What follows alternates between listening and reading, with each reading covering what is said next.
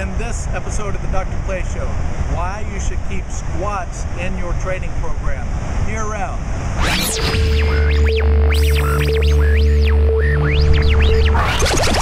Good morning, good afternoon, and good evening, and welcome to a beachside episode of the Dr. Clay Show. I'm your host, Dr. Clay. Hi. Now today I want to continue the last episode where I gave you a sneak peek at one of my most recent articles for tnation.com.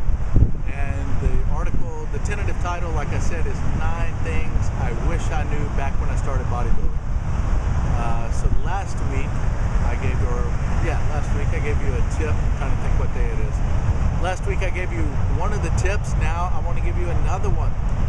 So this week's tip is to keep squats in your training program. Now, what I mean by that, and again, I'm going off the top of my head. I don't like to, if you notice, I normally don't have notes in front of me. Even if I do, it's just to remind me of a couple of things that I want to make sure to talk about. But I don't script out these episodes, in case you can't tell, because I like to give it to you as if I was talking to you, as opposed to something rehearsed.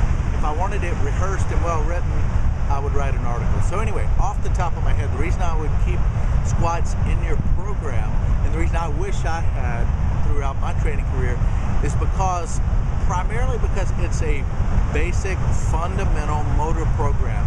I was watching my niece about this time last year and noticed how she could just so easily go down, and she was 2 years old at the time, could go down into just a full squat with her butt to her heels almost, and just be comfortable there and then stand up.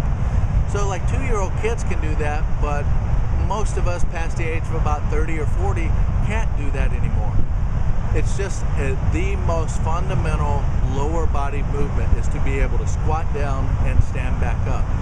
Not only that, but from a more specific standpoint and a bit less theoretical, is that squats have a very high level of strength transference, meaning if you're strong on squats, that you're going to be strong on other stuff like leg presses, hack squats, lunges, and so on.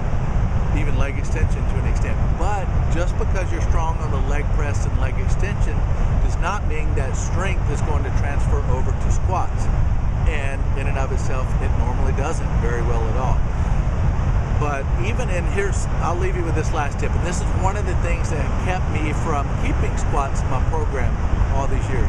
It's because they're hard, and they do take a toll on your body if you do them with the intensity and tend to take them to failure like we do a bench press or a curl or something. But taking a barbell squat with the bar on your back, taking that to failure, meaning you're doing every repetition you can do, is a lot more intense than taking a set of curls to failure.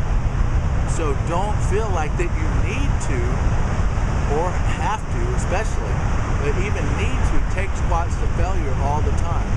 I mean, just on days that you're feeling like it, go for it. But keep light squats in your workout, at least. So for me, for light set of squats for me, I like being able to do 225, 2 big plates on each side, and being able to do that for sets of 10, like 3 sets of 10. I feel like that's a good, solid squat kind of maintenance, maintaining that movement pattern. So I guess I could sum it up that the basic squat, or as we can mimic with a barbell squat, is a movement pattern that I think we should stay good at. Use it or lose it. All right, my friends. Until next time, keep squats in your routine, even if they're light, and I'll come back with another tip for you next time. I got some chilling to do here on the beach, so I'll let you go. Take care.